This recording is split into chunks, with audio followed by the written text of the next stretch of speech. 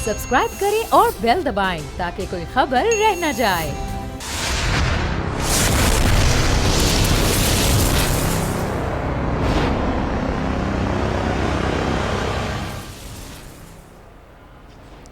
एक बार फिर खुसूसी ट्रांसमिशन में आपको खुशामदीद कहेंगे और आज साने 9 मई की मुनासबत से शोदा के ख़ानदान हैं उनसे इज़हार यकजहती के लिए दिन भर तकारीब का सिलसिला जारी रहा, जिसमें वज़ीर आज़म शहबाज शरीफ ने भी शिरकत की और ख़िताब भी किया। और फिर आर्मी चीफ़ ने लाहौर गैरिजन का दौरा किया, जहाँ पर उन्होंने इस वाक़े की न सिर्फ भरपूर मजम्मत की बल्कि कहा कि ये दानिस्ता शरपसंदों की जानिब से जो हरकत की गई वो किसी भी तौर काबिल कबूल नहीं है और इसमें शामिल एक एक मुलव्विस फ़र्द के ख़िलाफ़ एहतसाब किया जाएगा और उन्हें कैफर किरदार तक पहुँचाया जाएगा। बिल्कुल ऐसे ही, और इस दिन की मुनासबत से आज हमारी स्पेशल ट्रांसमिशन का सिलसिला भी जारी है। मेहमान हमारे साथ मौजूद हैं इस वक्त। एहतशामुल हक साहब सीनियर तज्ज़ियाकार हमें ज्वाइन कर चुके हैं, उनके साथ ब्रिगेडियर रिटायर्ड वकार साहब हमें गुफ्तगू के लिए ज्वाइन कर चुके हैं। आप दोनों का बेहद शुक्रिया।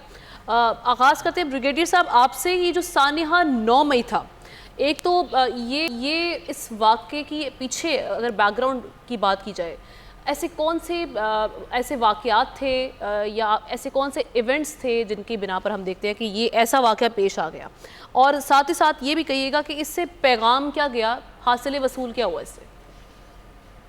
जी, आई थिंक इसमें इस क्वेश्चन पे आने से पहले थोड़ा सा मुझे अगर आप टाइम दें, मैं uniform code of military justice है यूएस का, चूंकि इस 9 मई के अटैक को बहुत ज़्यादा अंडरमाइन किया जाता है, ट्रिवियलाइज किया जाता है कि कुछ नहीं, ये तो हो गया जी और ये अपनी भी फॉल्स फ्लैग था।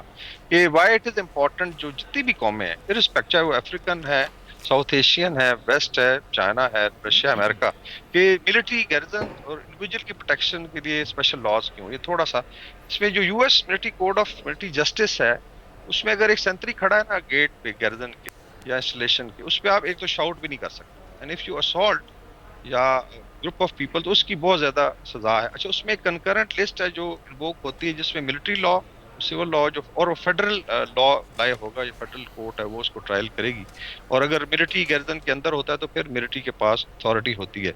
तो इस ऐसा नहीं है कि मजहब कौम में और इसमें 3 तरह की प्रोटेक्शन है, सोल्जर की, गैरिजन की और फौज की, इवन पुलिस की।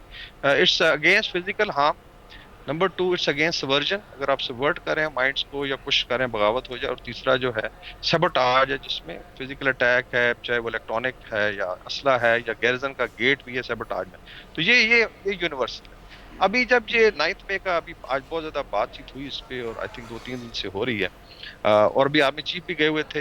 ये क्यों इंपॉर्टेंट है? बिकॉज अगर आप ये प्रेसिडेंस अलाउ कर देते हैं और अकाउंटेबिलिटी नहीं करते तो फिर ये आई थिंक बहुत dangerous, I would say lawlessness हो जाएगी। कल इवन लोग फ्रंट लाइन पे जाके डिफेंसिव पोजीशन पे भी हमला कर सकते। कल पीपल पार्टी के साथ कुछ हो, वो कराची में जाके कोर कमांडर का घर जला सकती है, they can burn let's say naval basis, air bases, तो उसका तो फिर कोई स्टॉप ही नहीं होगा। तो that's why I think it is important, चीजें सबके सामने हैं, जुडिशल कमीशन की भी बात हुई है, जब लॉज बड़े क्लियर हैं कि आप जो है इवन आई थिंक पुलिस की अगर कोई पोस्ट उस पर आप हमला नहीं कर सकते, तो क्यों इसको इस तरीके से हेयर स्प्लिटिंग की जाए, इसको ट्रिवियलाइज किया जाए, और इतना ये लंबा हो गया प्रोसेस के, बड़ा अनफॉर्चुनेट है। या टीटीपी ने अटैक किए हैं इंस्टॉलेशन और या आई थिंक इस पोलिटिकल पार्टी ने किया, विच इज वेरी अनफॉर्चुनेट। रास्ता यही है कि अकाउंटेबिलिटी भी हो, मेरे ख्याल दोनों चीजें होनी चाहिए। इन केस उनको शर्मिंदगी फील होती है, senior leadership can come forward, acknowledge it, और रिकंसिलिएशंस हुई हैं। साउथ अफ्रीका में बहुत बड़ी रिकंसिलिएशन हुई, वाइट्स ने की, और फिर नेशनल मंडेला ने इनको माफ किया। तो ये है बेसिकली, इसलिए पाकिस्तान का मुकदमा है, and that's why I feel it is important. और कोर्ट्स समझती हैं चीज़ों को, लेकिन जो हमारा सिविल में प्रोसीजर है वो इतना लंबा है। आप अच्छे बुकला हायर कर लें, मतलब आप 5 साल तक लटका सकते हैं, फिर उसका फायदा कोई नहीं है उस कानून को। तो ये मेरा इस पे टेक है कि इसकी अकाउंटेबिलिटी भी होनी चाहिए, और they should and then should be set as a president के आइंदा खुदा ना खास्ता इस तरह का वाकया ना हो। सही। तो एहतशाम साहब, ये आज हम बात कर रहे थे कि ब्रिगेडियर वकार साहब ये कह रहे हैं कि अकाउंटेबिलिटी होनी चाहिए, 1 साल बाद भी ये कहा जा रहा है कि होनी चाहिए। आपको ये नहीं लगता कि अब ये इट्स टू लेट, ये अब तक हो जानी चाहिए थी? जिस संजीदा नौयत का ये मामला था, जो इसके आफ्टर इफेक्ट्स सामने आए हैं, तो उसके बाद तो ये शायद 2-3 माह में अपने एक मनतकी अंजाम तक पहुँच जाना चाहिए था। अभी भी हम जब ये बात कर रहे हैं तो इसमें अभी मजीद कितना वक्त लगेगा? कितने लोगों पर फर्द जुर्म आयद हुई है? कितने लोग अभी भी हिरासत में मौजूद हैं, उन पर इल्ज़ाम आयद होना बाकी है, नहीं है? ये सूरत हाल तो फिर आप समझे कि बहुत संजीदा है। अरबाब, यही बड़ी ट्रेजिडी है। देखें ना, सारी दुनिया की मिसालें दी जाती हैं, अब तक तो इतने वाक़यात हो चुके हैं, और बहुत ज़्यादा जो मिसाल दी जाती है वो 6 जनवरी 2021 की है, कैपिटल हिल पे हमला, जो रिसरेक्शन जिसको कहा जाता है। वो एग्जैक्टली मैं देख रहा था 754 के करीब लोग हैं जिनको सजाएं दी गई 5 साल से 18 साल तक। इवन वो बंदा जिसने नैन्सी पेलोसी, वो जो सेनेट की चेयरमैन थी हाउस की, उसके जिसने टांगे रख के मेज़ पे पाँव रखे थे, उसको भी 14 साल सजा दी गई। देखिए, लोग आमतौर पे यही बात कर रहे हैं कि डिफेक्टिव है क्रिमिनल जस्टिस सिस्टम, हमारी अदालतों को जो करना चाहिए था वो नहीं किया। अब यही सवाल, बड़ा अफसोसनाक ये सवाल है कि जी 1 साल के बाद हम वहीं खड़े हैं। देखिए, जहाँ ये हम देखते हैं कि स्याह दिन है आज का दिन और ये एक टर्निंग पॉइंट है, वहाँ क्या आप रियासत में रहते, मुल्क में रहते हो, अपने ज़ाती और सियासी मफाद को कौमी मफाद और रियासत के मफाद के ऊपर रख सकते हैं? तो ये नहीं किया जा सकता, ये नहीं हो सकता। अब सवाल ये है कि जो आप बातें तो बहुत सारे कर रहे हैं कि ये डेडलॉक जो हम देख रहे हैं कि बानी पीटीआई में और अदारे में पैदा हो गया है, वो किधर जाएगा? आमतौर पे कहा जा रहा है कि जी अब क्योंकि फ़ौज उनसे बात करने के लिए तैयार नहीं है, पीटीआई बंद गली में चली गई है, वो जिनसे बात करना चाहती है उन पर तनकीद भी कर रही है। अब ये इसको कोई नहीं मानेगा। हाँ, एक बात हुई आमना और बाप कि ये 8 फरवरी के इलेक्शन के बाद आमतौर पे ये कहा जा रहा था कि जी अब मामला जो है ना वो कोई सुलझने की तरफ जाएगा, कोई बातचीत की तरफ मामला जाएगा और कोई एंगेजमेंट पीटीआई के लीडर के साथ होगी। वो नहीं हुई। उनका ये ख्याल था कि नहीं जी अब इलेक्शन जीतने के बाद अब बड़ी स्ट्रॉन्ग पोजीशन में होंगे, खुद हमसे बात की जाएगी। जी एहतशाम साहब, अपने नुक्ते को भी आप मुकम्मल कर लीजिएगा और फिर ये जो 8 फरवरी को जो वोट फिर एक मखसूस जमात जो सबसे बड़ी जमात के तौर पर आज़ाद हैसियत में सामने आई, उनको जो डला वो उनके हक़ में तो था, लेकिन ज़ाहिर है कि वो इदारे या रियासत के ख़िलाफ़ नहीं था। ये क्लैरिफिकेशन आ गई है अब डीजी साहब की जानिब से। देखिए, ये तो अब दावे की बात है ना, यही दावा तो इलेक्शन जीतने के बाद आज तक वो कर रहे हैं कि जी हमने तो 180 नशीसें जीते थी, हमें दी जाएँ। अब जाहिर सी बात है, अब आपने जीती, आपका दावा है ना। अब जैसा भी सिस्टम है, एक तरीका कार है कि जी आप अब कंप्लेंट्स लेके जाएं, ट्रिब्यूनल बने हुए हैं, हाई कोर्ट है, सुप्रीम कोर्ट है, वहाँ से आपको रिलीफ मिलेगा। इन्हीं जगहों पे जब आपके साथ होता था उस वक्त पीपल्स पार्टी और पीएमएल शिकायत करते थे तो पीटीआई के लोग कहते थे अपने ज़माने में अदालतें खुली हैं, राना सनाउल्लाह पे 20 किलो चर्च डाली गई, हेरोइन डालेगी, अदालतें खुली हैं, आप जाएँ। एहसन इकबाल को सज़ा हुई, बेशुमार लोगों को सज़ाई अंदर रही। और फिर ये बात अब कोई जिसको कहना चाहिए खुफिया नहीं रहेगी, बड़ा वाज़े तौर पे बानी पीटीआई बाजा साहब को कहते थे इन सबको अंदर करो, सबको अंदर करो। अब मसला ये है कि हर जमात जब इक़्तिदार में आती है वो फ़ौज का कंधा इस्तेमाल करती है अपने मुखालफिन को फिक्स करने के लिए, इनको अंदर करें। देखिए, अब सूरत हाल जहाँ पे जिस जगह पे चली गई ना, इसका हमें सोल्यूशन ढूंढने की ज़रूरत है। अब मैंने तो देखा है अपनी ज़िंदगी में 44 सालों की प्रोफेशन में कि कहीं ना कहीं सियासी जमात जिसके साथ झगड़ा होता है ना हमना और बाप, वो कोई रास्ता निकालते हैं। अब ये कि ये सियासी जमात का मसला इतना ख़राब हो गया, इतना इंतशार है पार्टी के अंदर। अभी आप देख लें 2023 में इनकी कोर कमेटी में 22 लोग थे, आज 75 लोग हैं। उसके बाद आप देख लें वकला की एक लड़ाई उन्होंने हाईजैक किया हुआ है, सियासी लोगों की लड़ाई है। और एक बंदा कुछ कहता है, दूसरा बंदा कुछ कहता है, तो जाहिर सी बात है वो तो बंदा अंदर है। अब उसके ब्याह पे क्या बात होनी चाहिए, किसी को सिग्नल दे देते हैं, बातचीत करनी चाहिए। अभी देखें, अभी कल से कोर्ट हो रहा है, हलीमा बाजी का एक बात हो रही है कि उन्होंने कई हवालों से उन चीज़ों को कंडेम किया। जी बड़ा अफसोस है कि नवाज शरीफ साहब के साथ और बाकी लोगों के साथ ज़्यादतियाँ होती नहीं, हम उनके साथ खड़ा होना चाहिए। भाई ये क्यों है कि आज आप फंस गए तो उनके साथ खड़ा होना चाहिए। 2006 में यही तो चार्टर डेमोक्रेसी किया गया था कि हाँ, ये आज के बाद अब ये काम नहीं करते कि किसी तीसरी कुव्वत को हमें साथ मिलाना पड़े हमारे मामला ठीक करने के लिए। मसला ये कि जो पार्टी फंस जाती है वो कहती है कि जी ठीक है, हमें दूसरों से बात करनी चाहिए। लेकिन रोने का मुकाम ये है जो पार्टी के लिए क्या बुरे हालात में होगी। भाई जब आपको कहा जाता है कि जी आप सियासी जमातों से बात करें, वो कहते हैं मैंने नहीं बात करनी। शुरू में कहा गया नहीं जी हम 3 पार्टियों के अलावा सब पार्टियों से बात करेंगे, फजल रहमान से नहीं बात करेंगे, नवाज साहब नहीं करेंगे, जरदारी साहब से नहीं करेंगे। अब फजल रहमान साहब से बात हो रही है, लेकिन फजल रहमान साहब की बॉडी लैंग्वेज देखें, वो कह रहे हैं कि अपनी तरबियत ठीक करें। आपने इतना अरसा जो हमें गाली गलोच किया, लोगों का मिजाज किया, कौम का बिगाड़ के रख दिया सारा का सारा, जिसको कहते हैं सोशल फैब्रिक, आज आप कहते हैं बात करें। तो मेरा सिर्फ मानना ये आमना कि इस स्टेज पे होना चाहिए था कि पार्टी के लोग इनिशिएटिव लेते। अब मसला ये कि पार्टी के अंदर अभी देखें लेटेस्ट वाक़या मरवत साहब का हुआ, अब उनको ये मिलके सारे कह रहे हैं वो तो पहले ही उनका आदमी था। भाई पहले आदमी था तो क्यों आपने रखा उसको?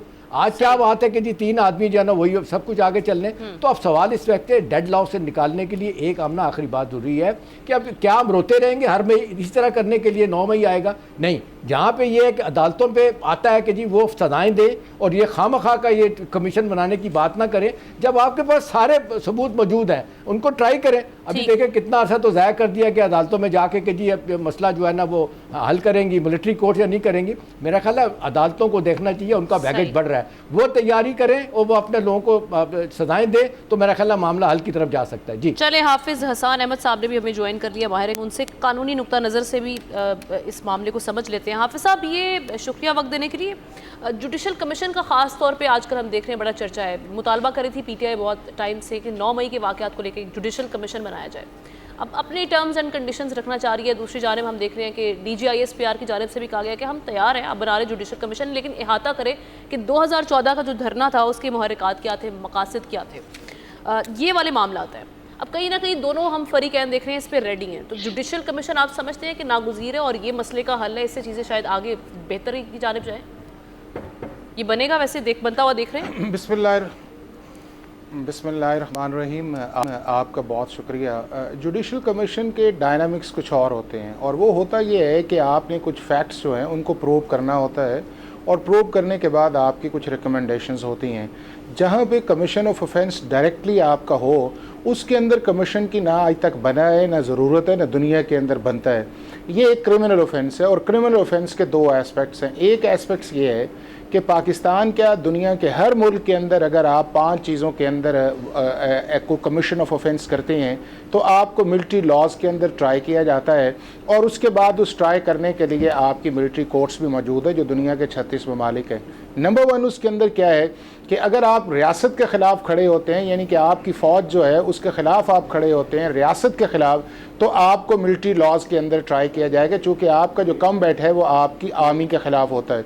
दूसरा उसके अंदर इंपॉर्टेंट ये होता है कि आप नेशनल सिक्योरिटी के इश्यूज़ जो हैं उनके कॉन्स्पिरेसी करके एस्फेनेज जो है वो बनाते हैं, उसके लिए दुनिया भर के अंदर ऑफिशियल सीक्रेट एक्ट भी है, मिलिट्री लॉज भी आपको ट्राई किया जाता है। तीसरा उसके अंदर ये है कि आप उन मिलिट्री इंस्टॉलेशंस के ऊपर जाके अटैक करते हैं, सबोताज करते हैं, और दुनिया के हर मुल्क ने अपने जो कंटोनमेंट एरियाज़ उनको नोटिफाइड किया हुआ है, और उस नोटिफाइड के अंदर वही लॉ अप्लाई करता है जो लॉ ऑफ द लैंड जो इजाज़त देता है। और वो पाकिस्तान के अंदर भी मिलिट्री लॉज हैं कि अगर कोई सिविलियन जो है इन इंस्टॉलेशंस के ऊपर या इन प्लेसेस के ऊपर जाके कमीशन करता है तो उसको पाकिस्तान आर्मी एक्ट के अंदर ट्राई किया जा सकता है। और इसकी जो अमेंडमेंट्स हैं वो 1967 के अंदर जो आई, अब तक पाकिस्तान की सुप्रीम कोर्ट जो रिसेंट जजमेंट आई है 2023 के अंदर, उस वक्त तक उनको वैलिडेट भी करती रही हैं, उनको अप्रूव भी करती रही हैं, और कभी आज तक अल्ट्रा वायरस वाला मामला नहीं आया।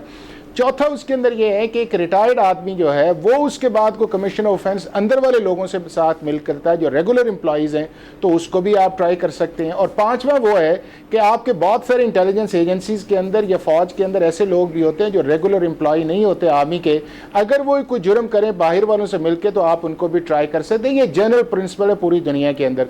अब हुआ ये है कि अगर 9 मई के कॉन्टेक्स्ट के अंदर देखा जाए तो इसको हमने फ्रॉम डे 1 जिस तरह इसको एग्जीक्यूट करना चाहिए था वो एग्जीक्यूट नहीं हुआ।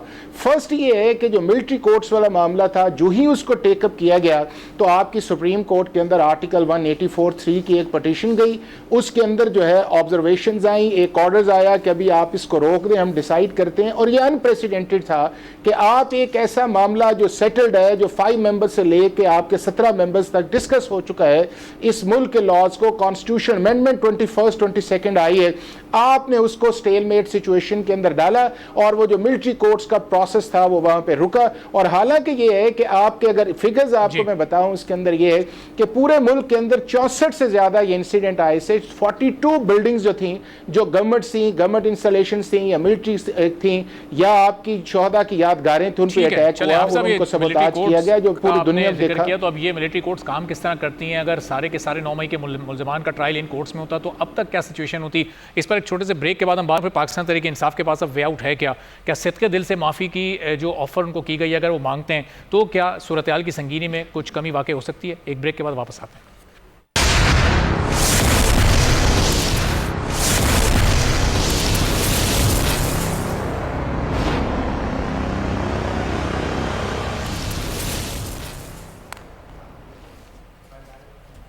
एक बार फिर खुसूसी ट्रांसमिशन में आपको खुशामदीद कहेंगे। 9 मई के जो शोधा हैं और जो उनके ख़ानदान हैं उनसे इज़हार यकजहती के लिए आज तमाम दिन हमने तकरीबात देखी हैं और आज 1 साल होने को आ रहा है, लेकिन अभी भी ये सवाल उठाया जा रहा है कि ज़िम्मेदारान को अब तक, तमाम ज़िम्मेदारान को अब तक सज़ा क्यों नहीं मिल सकी है? क्या आर्मी कोर्ट्स में अगर ये मामला चलते तो ज़्यादा बेहतर एहतसाब हो सकता था? फिर 2 रोज़ पहले जो DGISPR ने प्रेस कॉन्फ्रेंस की उसमें उन्होंने कहा कि अगर जिस जमात की जानिब से किया गया, जिस ग्रोह की जानिब से किया गया, वो सिद्क़े दिल से अगर माफ़ी मांगे तो यही एक ऑप्शन ऑप्शन उनके पास मौजूद है। अगर इस ऑप्शन पे वो अमल करते हैं, फिलहाल तो उनका जवाब नाम है, तो क्या हालात में तब्दीली आ सकती है? आमना ज़रा इस नुक्ते पर हम गुफ्तगू को आगे बढ़ाते हैं। एब्सोल्युटली, एहतशाम साहब की जानिब ये नुक्ता लेकर चलते हैं। एहतशाम साहब ये सारी सिचुएशन को देखते हुए जहाँ पर पीटीआई की हम बात कर रहे हैं कि चलें 1 साल हो गया इस मामले को, जमूद की एक कैफियत हम देख रहे थे, कहा जा रहा था कि मुज़ाकरात होंगे, फिर जवाब भी आ गया कि मुज़ाकरात होने या नहीं होने इनके साथ। अब आप क्या समझ रहे हैं उनका रवैया अब है कि वो मामलात को आगे बढ़ाने के लिए कुछ मफाहमत का रास्ता अपनाएं या कुछ हालात को बेहतर बनाने के लिए कुछ कोशिशें करें? अभी मौजूदा पीटीआई की जो क़यादत है उसका माइंडसेट क्या देख रहे हैं आप? कुछ बेहतरी आई है कुछ? मुझे जो आमना जानदारी से अगर पूछे, सिल्वर लाइनिंग जहाँ नज़र आती है, जहाँ मुझे रे ऑफ होप नज़र आती है, वो ये है कि अब जबकि हम स्टैंड ऑफ देखते हैं कि बड़ा वाज़ेह तौर पे दो लोगों के ख़िलाफ़ डायरेक्ट वो जनरल आसिम के बारे में बातें कर रहे हैं बानी पीटीआई, वो टकराव वाली जो कैफियत पैदा होगी है ना, तो ये तो नहीं लगता कि ये ठीक होगी। इसके लिए ज़रूरी है कि सियासी जमातें और ख़ास तौर पर हमारी गवर्नमेंट जो है, ये गवर्नमेंट रोल प्ले करना चाहिए। कि क्यों हमेशा हम कहते हैं कि जो गवर्नमेंट रिसीविंग एंड पे होती है उन्हें बहुत सारे मसाइल देखने होते हैं, लेकिन एक मजबूरी उनकी ये भी है कि वो जिनके लिए बात करना चाहते हैं वो कहते हैं हमने आपसे बात नहीं करनी। तो मसला ये है कि एक ज़माने में हम देखते थे 80s तक 90s तक नवाबजादा नसरुल्लाह खान साहब एक बॉडी टॉपरिंग पर्सनैलिटी थे, वो लोगों को इकट्ठा कर लेते थे, बीच में बिठा के बात हो जाती थी, वो इस्टेब्लिशमेंट को भी इंगेज कर लेते थे, सियासी जमातें जो दो वॉरिंग ग्रुप्स होते थे सियासी तौर पे उन्हें भी इकट्ठा कर लेते थे, तो वो ऐसा करने में नाकामी है। अभी बात यह है कि भाई आपके दरमियान कौन आएगा। अभी एक साहब हैं जनरल लोधी साहब जो है रिटायर्ड आदमी, उन्होंने बड़ा वाज़ेह तौर पे कहा था कि जी मैं कोशिश करता हूँ बनाने के लिए करने के लिए, वो इस बात को मानते हैं। देखिए ना, एक बात आधी बात पीटीआई उनकी मानती है। वो पहली बात वो कहते हैं कि जी पीटीआई ये जो 9 मई गलत हुआ, कंडेम इसको होना चाहिए, उस तरफ वो आते नहीं हैं और कि जी इस तरह से चले माफ़ी आप तो सख्त लफ्ज़ हो जाएगा। वैसे भी आपने देखा असद कासिद साहब कहते हैं हम अपने बाप से माफ़ी नहीं मांगते तो आपसे कहाँ मांगेंगे। चलो माफ़ी नहीं तो कम से कम कोई रवैयों में नरमी तब्दीली हो कि यार ये गलत हो गया, इसको सॉरी करके रिट्रीव करें, वापस आएँ। तो मुझे नहीं लगता आमना कि कोई और बंदा बीच में आके कराएगा। एक ज़माने में आप देखते हैं कुछ हालात ख़राब होते थे, सऊदी अरब का रोल आ जाता था। उससे पहले बहुत पहले हम देखते हैं कि ईरान भी बीच में एक्टिव होता था, अमेरिकन बड़े इन्वॉल्व हो जाते थे, उनके भी क्योंकि इंटरेस्ट है। माजी में कुछ हवालों से हम देखा जब भुट्टो साहब का अयूब साहब का मसला हुआ था तो रशिया भी बीच में आया था। लेकिन अब सवाल ये है कि अब आप क्या कर सकते हैं। देखें, एक तो दो बातें बड़ी अहम हैं। एक तो यह है कि जी जो हमारी अदालतें हैं, क्यों कहते हैं कि जी 126 में से 140वें नंबर पे चली गई हैं, क्यों वक्त पे ये जस्टिस नहीं होता, डिलीवर क्यों नहीं कर पाते। अभी बात हो रही थी कि जी इस वक्त टोटल जो मिलिट्री कोर्ट्स में आमना केसेस हैं वो 103 है, तकरीबन 250 से 300 केसेस जो है ना वो सिविलियन अदालतों में, वो भी क्यों नहीं तय हो रहे। इसलिए लोग कहते हैं कि दो जो प्रोसिक्यूटर जनरल हैं पंजाब के और केपी के, उनको सैक होना चाहिए, एडवोकेट जनरल जो इस्लामाबाद के उन्हें सैक होना चाहिए। भाई बजाय इसके कि हुकूमत आज आके कहती कि जी हमने 1 साल के बाद ये कर लिया है, अदालतें अपने तौर पे कहती है हमने ये करके दिखा दिया है, वो नहीं हुआ। अब बहुत सारे लोग कहते हैं कि जी इसके लिए बड़ा हुकूमत का रिजॉल्व होना चाहिए, रिजॉल्व नहीं नज़र आता। अब सिर्फ यही है कि क्या पॉइंट स्क्वायरिंग से बात होगी। उधर से DGISPR ने प्रेस कॉन्फ्रेंस की, उधर से उनका ब्रिगेड जो है मीडिया का वो शुरू हो गया, जो अब लोग बाहर बैठे हुए हैं, दुनिया जहाँ का प्रोपेगेंडा। और चले प्रोपेगेंडा में तो मुझे कोई इतराज़ नहीं, हम ना इतनी गलीज़ गालियाँ निकाली जाती हैं कि आप सोच नहीं सकते। अब सवाल ये कि जी इसको ठीक करने का कोई तरीका है, तो मेरा ख्याल है इसके लिए जो मुझे लगता है कि पार्टी के अंदर लोगों को होश के नाखुन लेने होंगे, उन्हें चाहिए होगा कि वो इस वक्त मुश्किल में है, उन्हें रास्ता ढूंढना पड़ेगा। यानी जो बज़ाहिर इस वक्त रवैया है वो तो ऐसा कुछ नज़र नहीं आता कि माफ़ी की तरफ मामला जाए। ब्रिगेडियर वकार साहब, ये अगर बिलफर्ज माफ़ी पर पीटीआई की क़यादत तैयार भी हो जाती है और ये सिद्क़े दिल से माफ़ी वाला मामला इस पर अमल दरामद हो जाता है, उसके बाद क्या सूरत हाल में कोई तब्दीली आ सकती है? जो इस वक्त एक तलखी है या जो संगीनी है मामले की, वो किसी हद तक कम हो सकती है? कोई सॉफ्टनेस या कोई रिलीफ वाला मामला हो सकता है उसके बाद? ये आई थिंक 2 सिनेरियोज हो सकते हैं। एक तो ये स्टेटस को जो बात हो रही है, और दूसरा है कि जो लेट्स से रिकंसिलिएशन की तरफ चीजें जाती हैं और पीटीआई एक्नॉलेज करती है। जैसे मैंने मेंशन किया कि बड़े बड़े इश्यूज पे आप रवांडा का केस देख लें, जहाँ पूरा जेनोसाइड हुआ लेकिन अल्टीमेटली दोनों कम्युनिटीज को बैठना पड़ा। खुदा ना खास्ता हम उस लेवल पे नहीं गए। साउथ अफ्रीका की मिसाल है कि नेल्सन मंडेला ने करवाई वाइट्स के साथ और देन दे प्रोग्रेस फॉरवर्ड, वरना एक सिविल वॉर हुई थी। एक तो ये है कि पाकिस्तान विल मूव फॉरवर्ड इंशाल्लाह, इररिस्पेक्टिव ऑफ स्टेटस को या जो दूसरी सिचुएशन है, इररिस्पेक्टिव ऑफ इवन पीटीआई। अभी आप देखें जो उनके चैलेंजेस हैं, इवन पार्टी का अभी नाम नहीं है, they are under a cover name, एक और पार्टी का सहारा लेना पड़ रहा है। And then they have lot of challenges in the courts. तो एक तो ये है कि I think in case they don't agree तो Pakistan will move forward. Main I think challenge जो बना हुआ है, पीटीआई ने खुद एक्नॉलेज किया था। वकार साहब, ये जाहिर है कि पार्टी का अपना नाम नहीं है किसी दूसरी पार्टी के कवर में, लेकिन ये इस पॉइंट की भी इंपॉर्टेंस है कि 8 फरवरी को जो सबसे ज़्यादा लोग निकले या सबसे ज़्यादा लोगों ने वोट दिया वो इन्हीं के वो आज़ाद उम्मीदवार थे जिनको ये बैक कर रहे थे और उन्होंने ही वोट हासिल किया। तो ये इस चीज़ पर भी कोई गौर व फिक्र होता है? उसी तरह मैं आ रहा हूँ, मैं वो कह रहा हूँ कि जो पीटीआई की जब अपनी गवर्नमेंट थी और उनकी अप्रैल में फॉल से पहले आप चले जाएं 5 महीने, they were worried about mainly economy जो है, या जो आप कह लें कि economic condition, that became a challenge for them also. Sheikh Rashid कहते थे कि जी हम शायद बाहर ही ना निकल सके। तो क्या जो है चीजें जो है आगे इंप्रूव हुई हैं या ray of hope, I think that will decide. Like कुछ इनिशिएटिव्स हैं, ऐसे लग रहा है कि शायद I think it's only Imran Khan and PTI और बाकी शायद पाकिस्तान आगे नहीं बढ़ सकता। मैं I don't agree with it. अभी सऊदी डेलीगेशन आया हुआ है, फिर उसके अगेंस्ट आई थिंक फिर एक कैंपेन की। जस्ट इमेजिन कि कहाँ पे ये चोट लगाते हैं, दे डोंट रियलाइज कि वो इंशाल्लाह इन्वेस्टमेंट भी आ रही, record is going to start functioning within 2 years। और आहिस्ता आहिस्ता इकोनॉमी, आपने इन्फ्लेशन का भी देखा कि आहिस्ता आहिस्ता प्रेशर अभी भी है, इवन वी फील इट, लेकिन प्रेशर कम हो रहा है। तो मेरे ख्याल में अगर लॉन्ग होता है 6 महीने में चीजें थोड़ा बेहतर होना शुरू होती है तो people will I think start forgetting about it, और ये बहुत पीछे रह जाएंगे। And I think they unfortunately फिर डेफिनेटली पीपल लुक एट जो डिलीवर कर। मैं तो कहता हूँ कि 4 सूबों में आप एटलीस्ट 3 सूबों में मुकाबला करवाएं चीफ मिनिस्टर का। आप केपी में बैठे हैं, डिलीवर करें। पंजाब में मरियम है, इस तरह सिंध में मुराद अली शाह साहब है, उधर compete करें and then let the electorate decide जो है बाद में। इस तरह जनरल लोधी साहब ने भी एक फार्मूला दिया है इन केस लेट्स से, उन्होंने भी कहा कि 2-3 साल जो आप एजुटेशन की पॉलिटिक्स बंद करें, let Pakistan move forward. But anyways I think जहाँ पे हम खड़े हैं ये 2 ऑप्शन है मेरे ख्याल में, irrespective of PTI Pakistan will move forward इंशाल्लाह। सही। चले हाफिज साहब, एक अहम फैक्टर जो हम देख रहे हैं, सोशल मीडिया का इस्तेमाल। सोशल मीडिया का जिस तरह से इस्तेमाल किया गया 1-2 सालों में ख़ास तौर पे, अब फिर ऐसे वाक़यात का होना, एक तो उसका कितना अहम किरदार रहा सोशल मीडिया का, दूसरा इसको रेगुलेट करने की बात हो रही है, ना कि पाबंदी अगर लगाई जाए कि मसले का हल नहीं है, इसकी आज़ादी पर बड़ी बातें होती रही हैं। तो ये आप क्या समझते हैं कि किस तरह से सोशल मीडिया को के हवाले से कवानीन बनाए जा सकते हैं ताकि कुछ चीज़ों पर ऑब्वियसली आपका जो कंटेंट है जो हसास इदारों को नुकसान भी पहुंचाता है, तो उनको फ़िल्टर किया जा सके? कानून साजी के हवाले से बताइए। देखिए, मैं इस पे एक बताता हूँ आपको कि ये जिस मेस के अंदर आज हम खड़े हुए हैं उसके अंदर सोशल मीडिया एक बहुत बड़ा फैक्टर है, लेकिन उसके साथ जो आपके दूसरे फैक्टर्स हैं जो इस नतीजे पे इस चीज़ को लेके आए हैं, वो नंबर 1 ये है कि आपका गवर्नेंस फेलियर है, आपका क्रिमिनल जस्टिस सिस्टम और आपका जो रेगुलर जस्टिस सिस्टम जो सिविल है उसका फेलियर है, आपके मुल्क के अंदर रूल ऑफ लॉ का ना होना इसका फेलियर है। आप देखें ना कि जब 9/11 आया तो उसके अंदर उन्होंने अपना पैट्रियट एक्ट बनाया और पूरे मुल्क के अंदर जो है उन्होंने सारी चीज़ें जो हैं वो सीधी करनी शुरू कर दी। इस तरह जब लंदन राइट्स आया तो इवनिंग के कोर्ट्स भी बनी और उसके अंदर उन्होंने सारों को सजाएं दी। कैपिटल हिल के अंदर आया तो उसके अंदर सजाएं।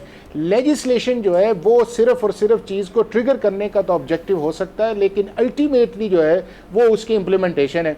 अब आप डिजिटल लॉ बनाएं और वो लॉ जो है आपका 1898 का क्रिमिनल प्रोसीजर कोड हो और यही आउटडेटेड आपका निज़ाम हो तो उसका फ़ायदा कोई नहीं है।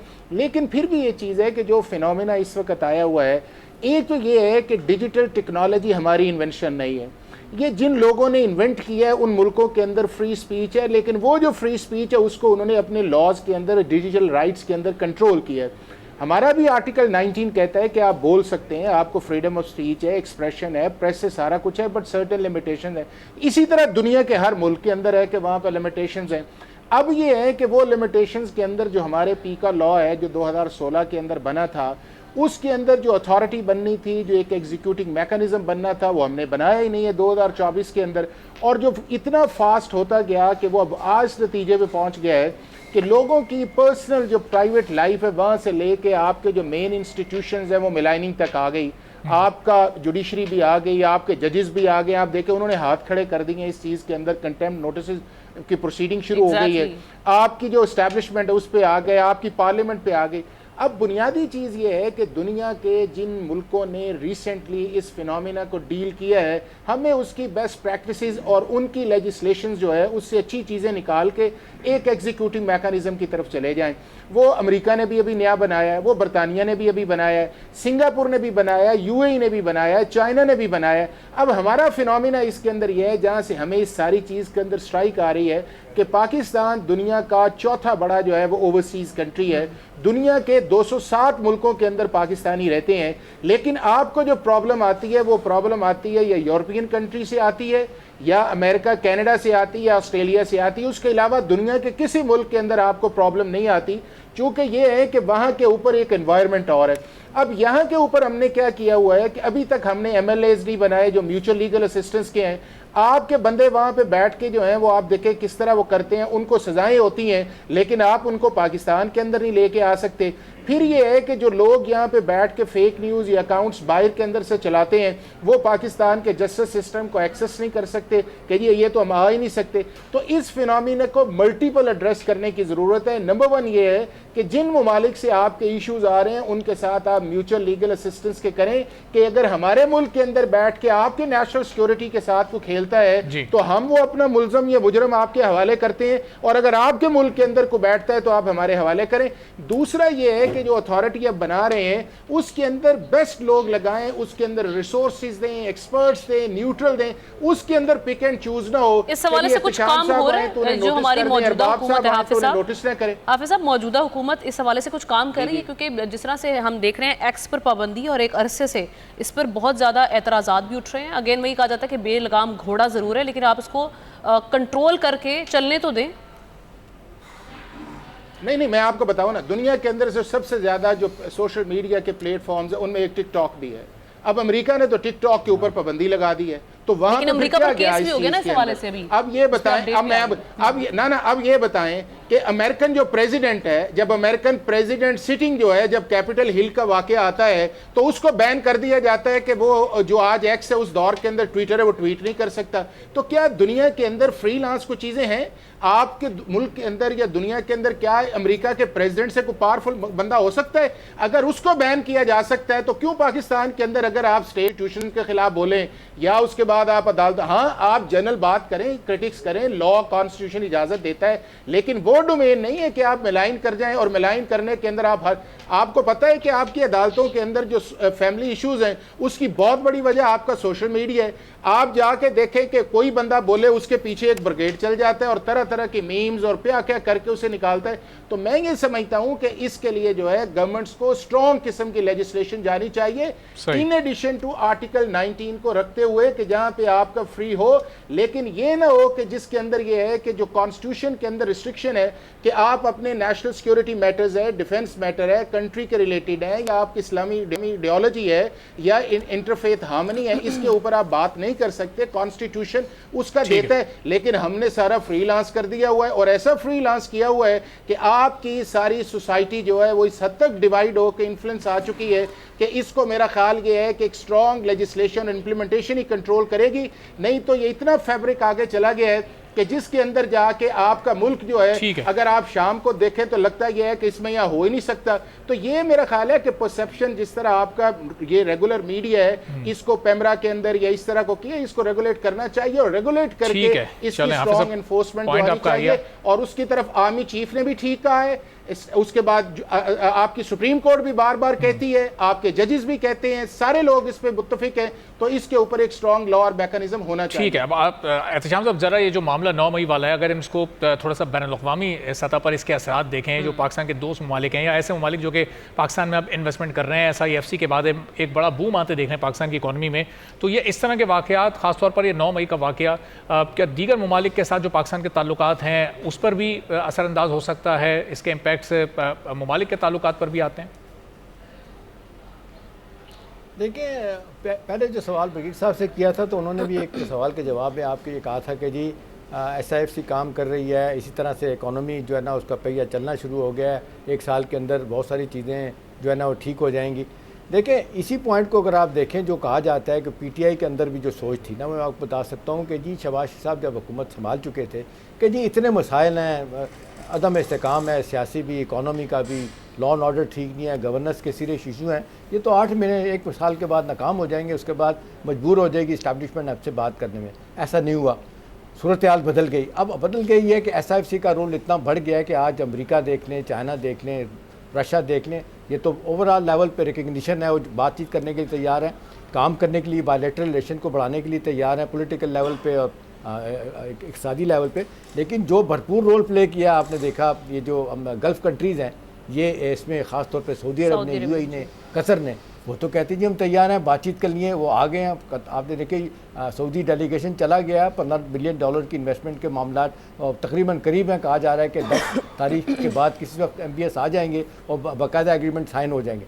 अच्छा, एक बात यह, दूसरी अगर आप इजाज़त दें, जो अभी आपने हाफिज़ साहब से पूछा था सवाल, देखिए बात यह कि मीडिया का आमना जो आप भी बड़ा, आपका भी कंसर्न होता है। देखिए 91 ये ज़्यादा बता सकते हैं आर्टिकल जो इज़हार राय की आज़ादी की बात करता है, वो सारी दुनिया में आपका ये हक है बात करने का, लेकिन ये एब्सोल्यूट राइट नहीं है, ये रिलेटिव राइट है कि मतलब आप किसी तरीके से ये आप बात कर सकते हैं, ये नहीं कि बगैर सबूत के फेक न्यूज़ है। अभी हमारा रोना तो ये ना कि हमारे 70-80% बाहर से अकाउंट है, फेक अकाउंट्स हैं, जाली अकाउंट के ज़रिए ये सारा कुछ हो रहा है। इसको रोकने के लिए, अगर रेगुलेट करने के लिए कोई वाज़ेह तौर पे पॉलिसी आती है तो मेरा ख्याल लोग इसको सपोर्ट करेंगे, मीडिया के लोग भी इसको सपोर्ट करेंगे। हाँ, कदगने खैर ज़रूरी, कोई भी नहीं पसंद करेगा, ना ही लगाई जाएंगी। लेकिन आखिरी बात ये आमना कि मैं आपको बताऊं, इस वक्त जहाँ तक बोलने की आज़ादी है पाकिस्तान में, लिखने की आज़ादी, मुझे बताएं आप, मैं रोज़ाना जो बात करते हैं ये बातें कोई हम अमेरिका में बैठ के कर सकते हैं? कोई मुल्क अपने मुल्क की अदलिया और फौज के बारे में बात करने देती है? नहीं। और वाक़तन लोग नहीं करते। फौज के बारे में आप देख लें, मुझे पूछे 70 साल की कोई हिस्ट्री दुनिया की बता दे कि किसी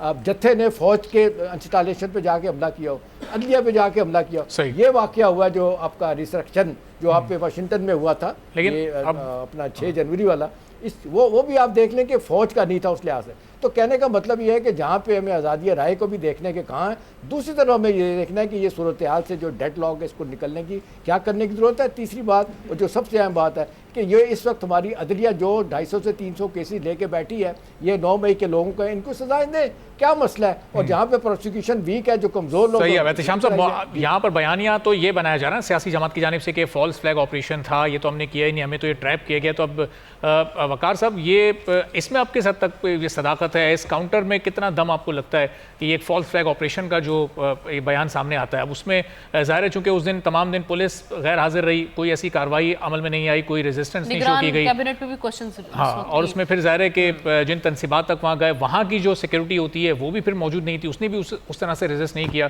तो ये एक बयानिया बनाया जाता है कि ये तो एक ट्रैप था, ये फॉल्स फ्लैग ऑपरेशन था।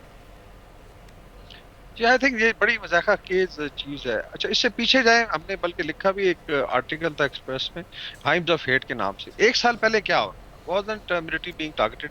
क्या एक ग्राउंड तैयार नहीं किया, डिजाइन साजी नहीं हो रही थी? फौज की let's say chain of command के ऊपर, सीनियर लीडरशिप के ऊपर बड़ा कंसिस्टेंट असॉल्ट था। और फिर 9th में अगर आप देखें the way it was orchestrated, I think ये इंतहाई, आई वुड से कि इट्स ट्रेजिक कि इसको आप डिक्लेयर कर दें फॉल्स फ्लैग ऑपरेशन। हाँ, ये जरूर है कि फर्ज करें जो भी लोकल कमांडर्स थे उन्होंने रिस्ट्रेंट का मुजाहरा किया, फौज के पास फिर क्या ऑप्शन होता है? आई डोंट थिंक सो कि वो डंडे शंडे चलाते हैं। वो होता है कि फिर पॉइंट ब्लैंक पे गोली मारी जाती है अगर आपने रोकना है इसको। तो मे बी रिस्ट्रेंट था, उसके अंदर भी जहाँ लैक्स है फौज ने, तो आई थिंक काफी सीनियर ऑफिसर्स का ट्रायल करके उनको फारिग भी कर दिया। तो ये फर्ज करें, मैं एक चीज वकार साहब एक चीज बताएं, वकार साहब ये जी आप बात कर रहे हैं, अभी आप बताएं, बहुत सारे लोग सवाल कर रहे हैं, मेरा ख्याल है एहसान साहब इस पर बात करना चाहेंगे कि एक मुलजम जो है आमना, वो किसी जगह जाके हमला करता है, हमला करने के बाद वो अदालत में केस चलता है तो वो कहता है जी मैंने तो हमला तो किया लेकिन मुझे तो किसी ने रोका ही नहीं। और भाई क्या तुम्हें अगर किसी ने नहीं रोका तो इसका मतलब है कि जो तुमने फेल किया वो ठीक किया, तुम्हें इस बात पे छोड़ दिया जाए? जी नहीं, मैं इस पे जी एग्जैक्टली, तो वो आई थिंक इसको ये भी एक स्ट्रेटजी के ट्रिवियलाइज इसको बेसिकली किया जाता। सॉरी जी एहसान साहब, मैं आ रहा हूं, जरा वकार साहब अपना जुमला मुकम्मल कर लें। जी वकार साहब क्विकली। अरबाब, मैं बल्कि आप 1947 से, सॉरी जी वकार साहब आप मुकम्मल कर लें, फिर एहसान साहब को मैं टाइम देता हूं। क्या आप जो है एक एक्टर जिन्होंने मेंशन किया, और आप ये वही है कि कातिल चला जाता है और मार देता है किसी को चोर और कहता है जी कि मुझे तो रोका किसी ने। तो आई थिंक दिस इज, और ये एक स्ट्रेटजी के तहत हुआ है। अच्छा, इमेजिन के लेट से कामयाब हो, अंडरमाइन करते, फौज की चेन ऑफ कमांड टूट जाती, बगावत हो जाती, तो फिर आप सोचें ना कि इस रेवोल्यूशन का अल्टीमेट रिजल्ट क्या होता। तो जब नाकाम हो गया, then you wrap it up और सोशल मीडिया पे आप कर सकते हैं। लेकिन आई थिंक इसको लाइव सारी ठीक है, चलें वकार साहब, वक्त बिल्कुल खत्म हो गया। हाफिज साहब, ये वक्त तो खत्म हो गया लेकिन 30-40 सेकंड में आप जल्दी से बस क्विकली अपनी बात कर लीजिएगा। देखिए मैं आपको चीज़ बताऊं कि ये जो एक आर्गूमेंट जिसकी तरफ जाता है, हमारी जो फर्स्ट लाइन ऑफ एक्शन है या फर्स्ट लाइन ऑफ डिफेंस है इंटरनली, वो आपकी पुलिस है। आपके मुल्क के अंदर पुलिस की ये कैपेसिटी नहीं है पिछले कई दहाइयों से कि इस तरह की चीज़ों को फोर्सी करे। अभी देखें जड़ावाला के अंदर एक इंसिडेंट हुआ आपके सामने है कि पुलिस आपको नज़र ही नहीं आती। उसके अलावा जितने मॉब्स वाली जगह आप देख लें आपको वो चीज़ें नहीं आती, चूँकि हमारी जो पुलिस है उसके अंदर कैपेसिटी का भी इशू है, इंटेलिजेंस शेयरिंग का भी इशू है और उसके बाद उसे डेल्ट करने का भी इशू है। हाँ, एक और चीज़ उसके अंदर है, वो ये है कि जितनी देर तक इन तीनों चीज़ों करने के बाद हम इस पुलिस की अकाउंटेबिलिटी के ऊपर नहीं जाएंगे, इस तरह के सवालात जो है वो उठते रहेंगे। और उसके लिए ज़रूरी ये है कि हमें इन सारे एरियाज को मजबूत करना पड़ेगा, एहतसाब के निज़ाम को ही मजबूत करना पड़ेगा। बहुत बहुत शुक्रिया हाफिज़ हसन अहमद साहब, ब्रिगेडियर वकार साहब, एहतशाम ट्रांसमिशन में ज्वाइन करने के लिए। इसके साथ ही प्रोग्राम ट्रांसमिशन का वक्त खत्म हुआ चाहता है। हमें इजाज़त दीजिए, अल्लाह हाफ़िज़।